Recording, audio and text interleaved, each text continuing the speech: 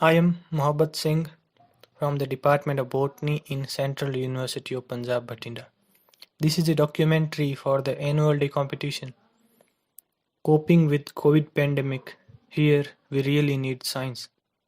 Now, it has been a year. This was a very tough time for each of us and even more tough for those who lost their someone due to COVID-19. Now we are standing at this end of time. No one expected this much, what we've gone through. Doctors, nurses and caregivers are the real heroes of COVID-19 pandemic. Without them, the healthcare system would have broken down worldwide. But after experiencing all this, we can say staying at home, washing hands and following government guidelines helped us to cope up with these unfamiliar situations. Actually, these things saved all of us from dying. At the same time, these things were also tough for scientists. They were doing research to find solutions, and on the other hand, the world was asking for panacea. I mean, the vaccine. Anti-vaxxers, they are just stupid. Ignore them. If we see how all this started, so specifically, it was a cross-species infection, or we call it viral host jump, which means when a virus changes its host and infects other species. This jump has the potential to produce deadly epidemics, which we have seen already. And this jump happens due to mutation in spike protein, which first touches the host. What? Is it becoming a science lecture? Then I will quote here Edward Osborn Wilson, a famous biologist, the Darwin of the 21st century. What he said about mutation in these unusual life forms. He said, the variety of genes in viruses exceeds that in all of the rest of life combined. So you can imagine the mutation rate in viruses is pretty high. It's extremely dramatic. Not about fake news, politics, and not about conspiracy theories. But here we will talk about what was happening in science. In fact, what was happening wrong in science during the pandemic.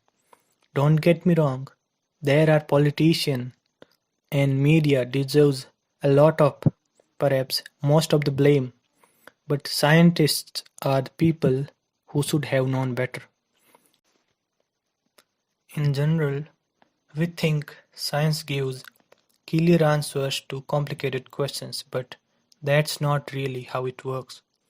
At least not as fast as we expected during pandemic. Over the last few months, science had not been treated well. Study after study had been published and a very big amount of it was absolute total garbage. Thousands upon thousands of studies would have been rejected by any sensible scientific journal. But something called preprint servers made things worse. Preprints are papers that have not been peer-reviewed. The research team just posts paper online. The idea is reasonable to get information out there as soon as possible, especially during a pandemic. But then there is no quality control. Papers were not read by anyone outside the research team before going online.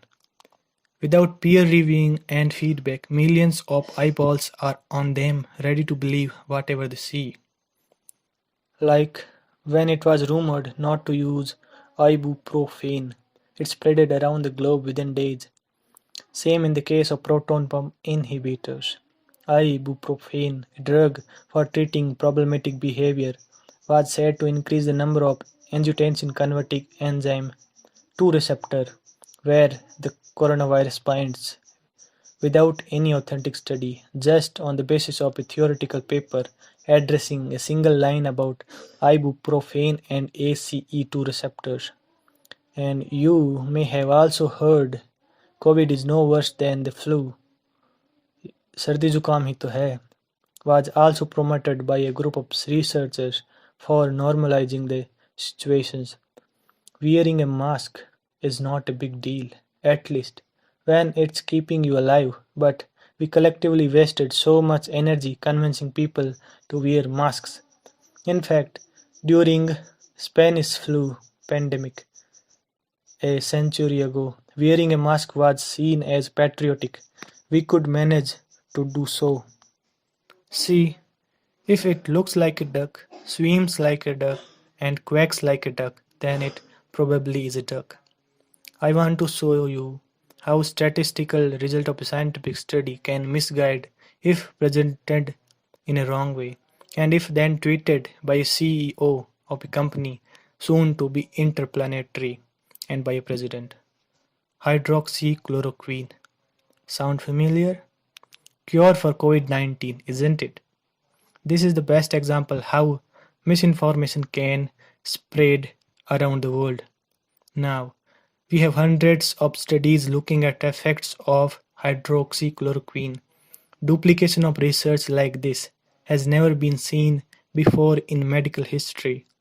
These groups could have been doing other important research, but millions of dollars of worth time and efforts have been put into studying a drug, which has proved to be completely useless. Of course, it was right to study it, but we did not need 130 trials.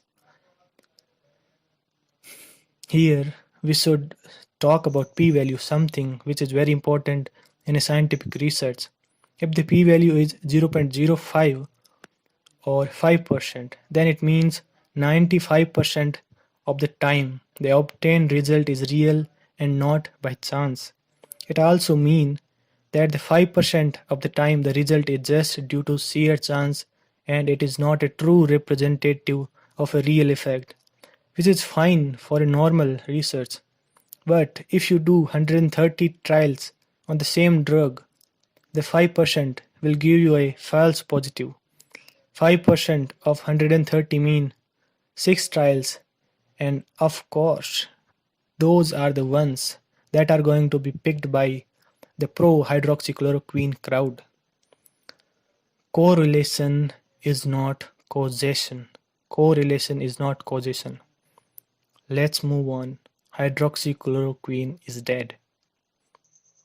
So here our take-home message could be, as the individual person, we all need to know how to handle statistical data coming out from study, because TV and newspapers are definitely going to use it as burning headlines. We should also look beyond medical headlines. But everything is not so wrong in science. Well, we all know how science helped us, and with no doubts. See, 100 years back, world life expectancy was just 45 years. Now it is more than 72 years. All credit goes to medical advancement. For the importance of science, Neil deGrasse Tyson, our personal astrophysicist, says, there comes a time when the public really needs to listen to scientists. When scientists say, look what we have discovered, if you continue in this way, things will get worse. You should put this protection. And my friends, the good thing about science is that whether you believe or not, it doesn't matter. It is always true.